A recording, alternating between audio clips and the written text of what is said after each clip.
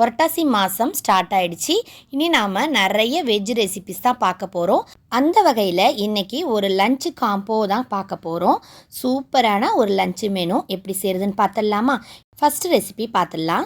இது செய்கிறதுக்கு நான் முட்டைகோஸ் தான் எடுத்திருக்கேன். நிறைய அளவுக்கு முட்டைகோஸ், 10 பல் பூண்டு, ஒரு தக்காளி, ஒரு வெங்காயம், காரத்துக்கு 2 ஸ்பூன் மிளகாய்த்தூள் இப்போ நம்ம சேர்த்துக்கலாம். கல்லுப்பு 1 ஸ்பூன், கொஞ்சமாக பெருங்காயத்தூள், இப்போ மஞ்சத்தூள் 1 ஸ்பூன் சேர்த்துக்கிறேன். இது கூட 3 கப்பு துவரம் பருப்பை நல்லா க்ளீன் பண்ணி இது கூட சேர்த்துக்கிறேன். இப்போ இது எல்லாத்தையுமே நல்லா மிக்ஸ் பண்ணிக்கலாம். இது ரொம்ப ரொம்ப ஈஸியாக, சமையல் தெரியாதவங்க கூட இதை சூப்பராக செஞ்சிட முடியும். சூப்பராக இது எல்லாத்தையும் நல்லா மிக்ஸ் பண்ணியாச்சு. இப்போ இதில் 3 கப்பு மட்டும் தண்ணி ஊற்றிக்கிறேன். முட்டைகோசுலேருந்து தண்ணி நல்லா வெளியே வர ஆரம்பிக்கும், அதனால் கம்மி அளவுக்கு தண்ணி ஊற்றிக்குங்க. இப்போ இதை 4 விசில் வரது வரைக்கும் அப்படியே விட்டுருங்க. தாளிப்புக்கு 2 ஸ்பூன் எண்ணெய் ஊற்றிருக்கேன். கடுகு, உளுத்தம்பருப்பு, இப்போ இது கூடவே 4-5 பல் பூண்டு கூட கொஞ்சம் சீரகம், கொஞ்சம் சோம்பு போட்டு தட்டி வச்சுருக்கேன், அதையும் சேர்த்துக்கிட்டேன். இப்போ இது கூட 2 மிளகாய் வத்தல், 2 பச்சை மிளகா, கொஞ்சம் கருவேப்பிலை போட்டு நல்லா மிக்ஸ் பண்ணிக்கலாம். இப்போ இந்த தாளிப்பை நம்ம முட்டைகோஸ் கறியில் அப்படியே ஊற்றிடலாம். அவ்வளோதாங்க, சூப்பராக ரெடி ஆகிடுச்சு. சூடான சாதத்தில் கொஞ்சமாக நெய் ஊற்றி பிசைஞ்சு சாப்பிட்டு பாருங்க, அவ்வளோ டேஸ்ட்டாக இருக்கும். டைம் இல்லாத நேரங்களில் டக்கு டக்குன்னு சமையல் பண்ணுறதுக்கு இது ஒரு அருமையான கூட்டு ரெசிபி. ட்ரை பண்ணி பாருங்கள். 2வது ரெசிபி பார்த்துடலாம். இதுக்கு 2 பழுத்த தக்காளி எடுத்துக்குங்க. நல்லா கட் பண்ணிவிட்டு கல்லுப்பு கொஞ்சம் சேர்த்துக்கலாம். இப்போ இதில் சூடான தண்ணி இது முழுகிற அளவுக்கு சேர்த்தாச்சு.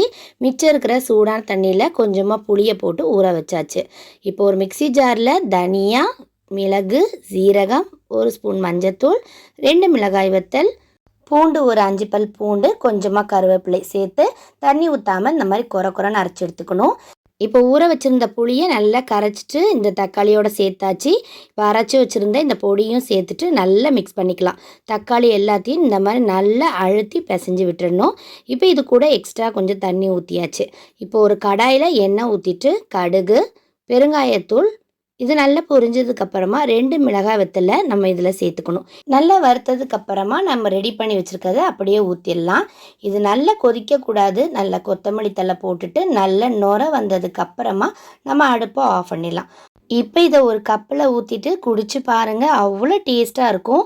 உங்கள் தொண்டைவலி, சளி, இருமல் எல்லாமே காணாமல் போயிடும். 3வது ரெசிபி நான் ஒரு துவரன் பண்ணியிருக்கேன். இந்த கூட்டுக்கும் ரசத்துக்கும் இது ரொம்பவே சூப்பராக இருக்கும். இதுக்கு 2 வெஜிடபிள்ஸ் நான் யூஸ் பண்ணியிருக்கேன். என்னென்னு பார்த்துடலாமா? புடலங்காவும் பீன்ஸும் தாங்க. இது 2ஐயும் வச்சு சூப்பராக ஒரு பொரியல் செஞ்சுருக்கேன். எப்படி செய்யறதுன்னு பார்த்துடலாமா? ஒரு கடாயில் எண்ணெய் சூடானதும் கடுகு, உளுத்தம்பருப்பு, கடலைப்பருப்பு இதெல்லாம் நல்லா வறுத்ததுக்கு அப்புறமா ஒரு வெங்காயத்தை கட் பண்ணி போட்டிருக்கேன். அதோட கருவேப்பிலை சேர்த்து நல்லா வதக்கிக்கலாம். இப்போ கட் பண்ணி நல்லா க்ளீன் பண்ண புடலங்காய், பீன்ஸை இதில் போட்டுட்டு மஞ்சத்தூள், கல்லுப்பு போட்டு நல்லா மிக்ஸ் பண்ணிக்கலாம். இது கூட நம்ம தண்ணி நிறையவே சேர்க்கக்கூடாதுங்க. ஒரு 1/4 கிளாஸ் அளவுக்கு தான் தண்ணி சேர்த்துக்கணும். இப்போ இதை மூடி போட்டு நல்லா வேக வச்சிடலாம். லோ ஃப்ளேமில் இது வேகட்டும். இப்போ ஒரு மிக்சி ஜாரில் 7 மிளகாய் வத்தல், 4 பல் பூண்டு, 1 ஸ்பூன் அளவுக்கு சோம்பு, 1 பொடி தேங்காய், இது எல்லாத்தையும் குறைன்னு தண்ணி ஊற்றாமல் இந்த மாதிரி அரைச்சிக்குங்க. இப்போ நல்லா வெந்துட்டுருக்க இந்த காயில் இதை அப்படியே போட்டுக்கலாம். இப்போ இது எல்லாத்தையும் நல்லா மிக்ஸ் பண்ணிவிட்டு நல்லா ஒரு 3 நிமிஷம் நல்லா மூடி போட்டு க்ளோஸ் பண்ணி வச்சுருங்க. அதுக்கப்புறம் பாருங்கள், நல்லா கமகமன் வாசத்தோட இந்த பொரியல் ரெடியாக இருக்கும். அவ்வளோதாங்க, இன்றைக்கி நீங்கள் பார்த்த 3 ரெசிபியுமே உங்களுக்கு ரொம்ப பிடிச்சிருக்குன்னு நினைக்கிறேன். பிடிச்சிருந்தால் லைக் பண்ணுங்கள், உங்கள் ஃப்ரெண்ட்ஸ் அண்ட் ஃபேமிலிக்கு ஷேர் பண்ணுங்கள். தேங்க்யூ.